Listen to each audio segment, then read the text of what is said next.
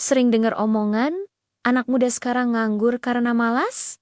Ternyata, masalahnya jauh lebih dalam dari itu. Ada istilah namanya NEET, yaitu anak muda yang nggak kerja, nggak sekolah, dan nggak ikut pelatihan. Sebuah riset terbaru yang dipublikasikan di European Journal of Public Health nemuin fakta mengejutkan. Ternyata ada 4 tipe anak muda.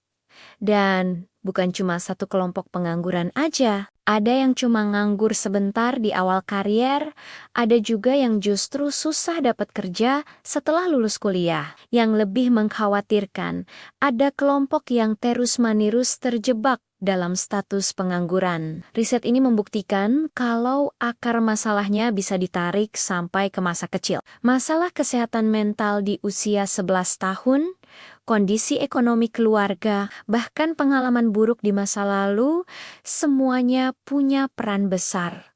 Jadi, melabeli seseorang malas itu nggak adil. Ini bukan cuma soal individu, tapi juga soal sistem dukungan sosial dan kesehatan mental yang perlu kita perbaiki bersama. Sering dengar omongan, anak muda sekarang nganggur karena malas?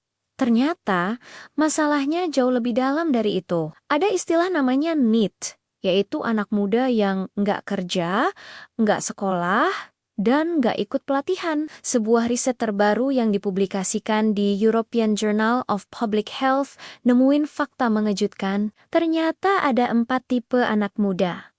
Dan bukan cuma satu kelompok pengangguran aja. Ada yang cuma nganggur sebentar di awal karier, ada juga yang justru susah dapat kerja setelah lulus kuliah. Yang lebih mengkhawatirkan, ada kelompok yang terus-menerus terjebak dalam status pengangguran. Riset ini membuktikan kalau akar masalahnya bisa ditarik sampai ke masa kecil. Masalah kesehatan mental di usia 11 tahun, kondisi ekonomi keluarga, bahkan pengalaman buruk di masa lalu, semuanya punya peran besar.